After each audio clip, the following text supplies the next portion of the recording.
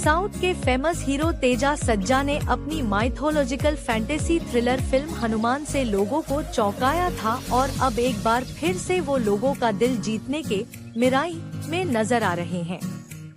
क्या एक बार फिर तेजा सज्जा सिनेमा घरों में अपना जादू चला पाएंगे या नहीं? मिराई की कहानी शुरू होता है कलिंग के राजा अशोक से, जो एक चक्रवर्ती सम्राट है। जब सम्राट अशोक को एहसास होता है कि उसे युद्ध नहीं लड़ना, तो वो अपनी शक्तियों को 9 ग्रंथों में बांट देता है और 9 अलग अलग देशों के योद्धाओं को दे देता है।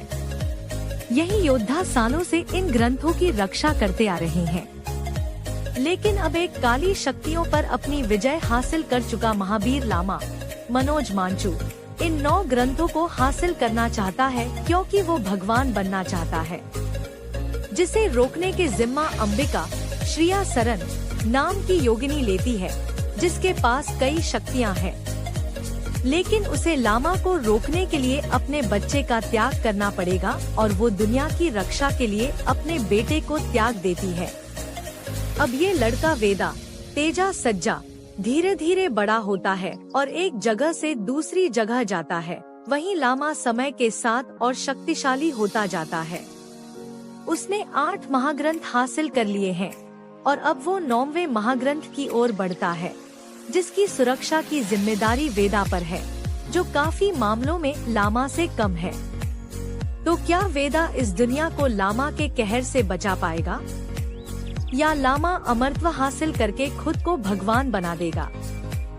फिल्म में mythology, science fiction, action, comedy आपको सब देखने को मिलने वाला है।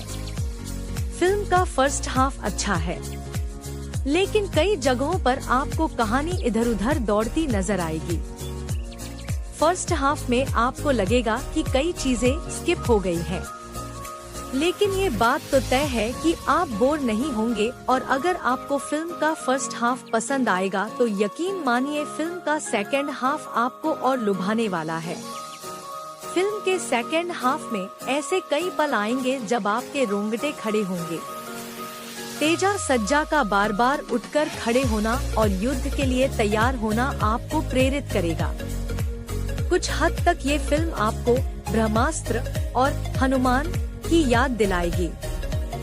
जिस तरह से तेजा सज्जा की पिछली फिल्म हनुमान से आपको प्रभु हनुमान के प्रति प्रीति का अनुभव हुआ था, इस फिल्म में आपको प्रभु श्री राम के। ये फिल्म आपके मन में राम भक्ति को भर देगी।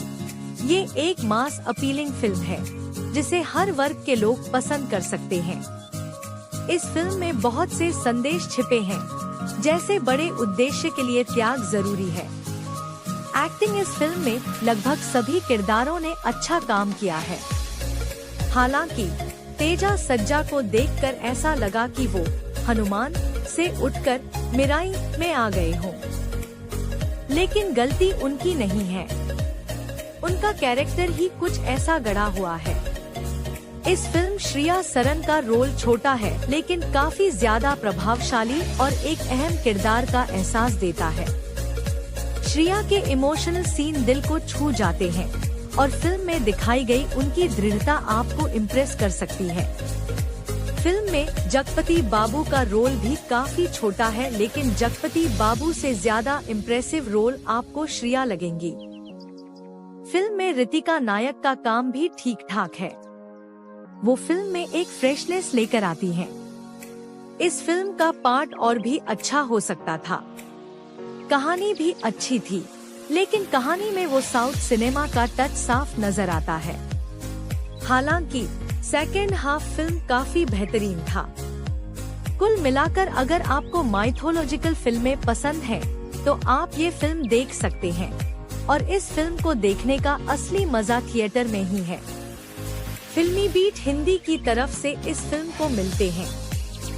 फिल्म की कहानी 9 ग्रंथों के इर्द गिर्द बुनी गई है, जिन्हें संभालने की जिम्मेदारी सम्राट अशोक ने अलग अलग योद्धाओं को दी थी। इन ग्रंथों में वो ताकत है जो मनुष्यों को देवताओं में बदल सकती है। काले जादू और तंत्र विद्या में निपुण बेरहम महावीर लामा मांचू मनोज एक एक करके इन ग्रंथों की ताकत हासिल करता जा रहा है।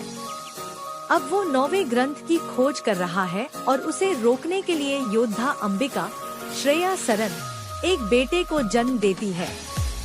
अंबिका अपने बेटे वेधा, तेजा सज्जा को जन्म देकर उसे एक मंदिर में छोड़ देती है।